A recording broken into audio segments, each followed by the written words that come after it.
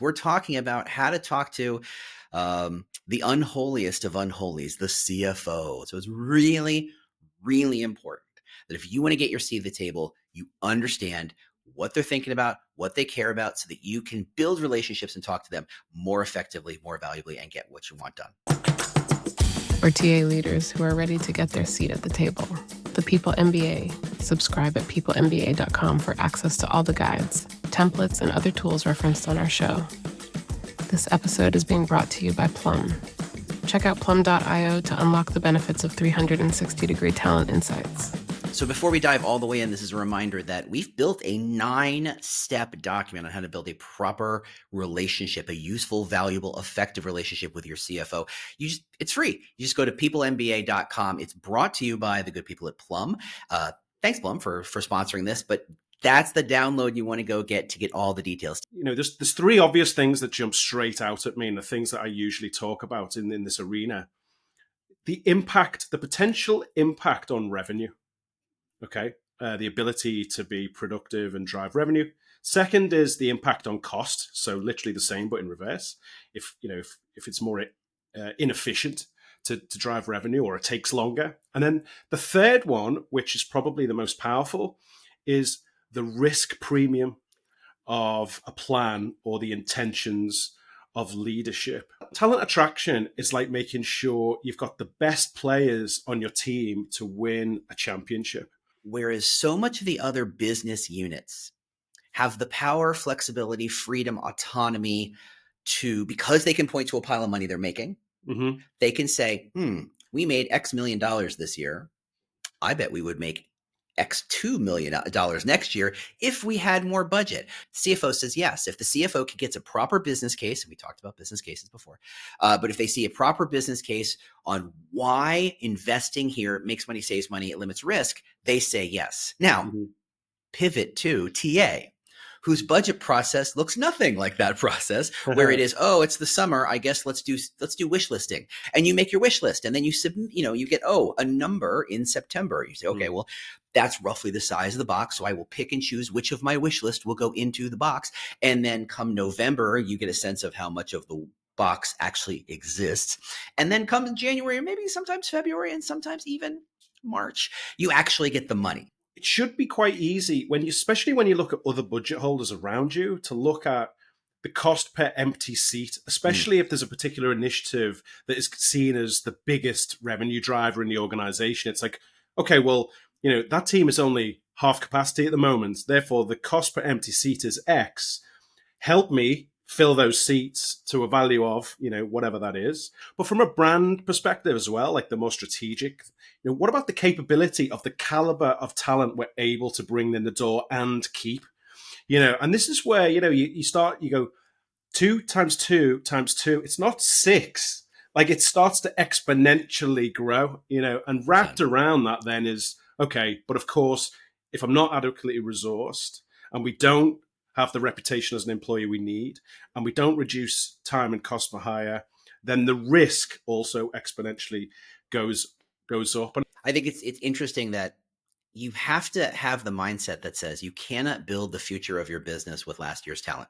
If you don't have TA driving, building, generating, creating, bringing you the talent you need to grow, you're not going to grow. It's just that simple. It's just, you might as well turn the power off. CFOs, when they understand how it leads to getting the talent they need to actually meet their numbers, to meet their quotas, to meet their targets, they're interested.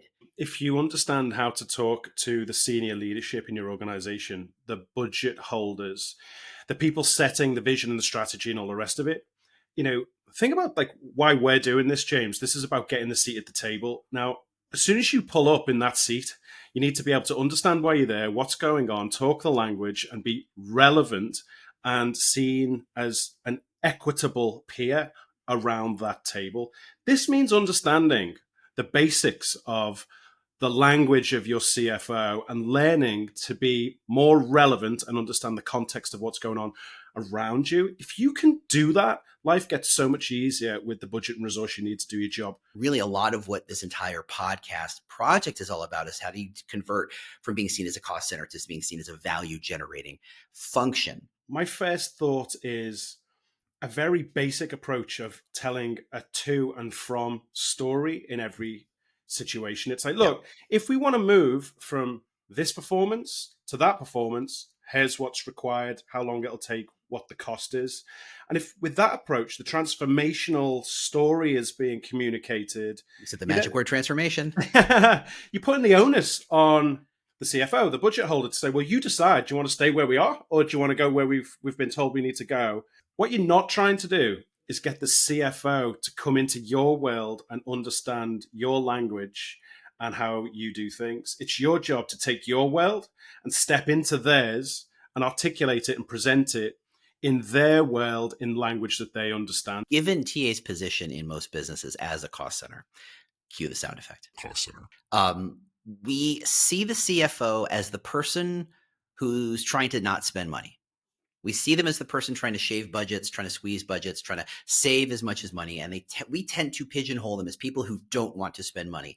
And in my experience, once you really know a CFO and understand what their world is, nothing could be farther from the truth.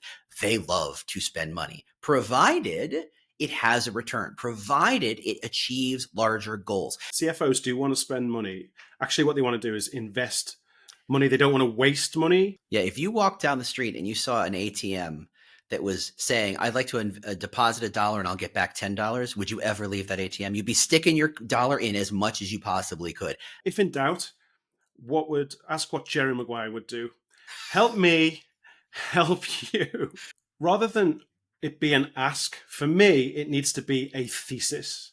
And what's the difference? Well, the difference is you make a set of assumptions based on the known situation of the organization and say, look, I believe that if we invest here, here, and here, we can improve A, B, and C. My thesis is if we improve A, B, and C, the output of X, Y, and Z will increase or go down or this, that, and the other. Yeah. And then ask for agreement. Like, would you agree, Mrs. or Mr. CFO? And if you get agreement, you are 50% on the journey of getting the budget. Yeah. And if you don't, you've got to remember, you are in competition with every other function in the business. Like when you walk out of a CFO's office, you should mentally envision a line of everybody else waiting to ask for their budgets, right? Every dollar you get is a dollar taken away from someone else. Organizations around you investing in their employer brand, they're getting smarter, investing in technology, et cetera, et cetera. So having a dollar amount for just standing still at the current performance is very powerful. And no CFO wants to be accused of operating tactically when there's a strategic solution. You know, and I think of paid media budgets, time to hire, cost per hire, those basic mechanical, tactical numbers. Position it as this is the tax we pay each year for operating tactically instead of investing strategically. Oh, that, you know, it makes every CFO wince. They think, oh God, I don't want anybody in this organization accusing me of operating tactically when we should be investing strategically. There's so much more in the document. Go to peoplemba.com to go download it. Like I said, it's free. Brought to you by Plum. If you'd like to check out the longer version, subscribe on YouTube or wherever you get podcasts.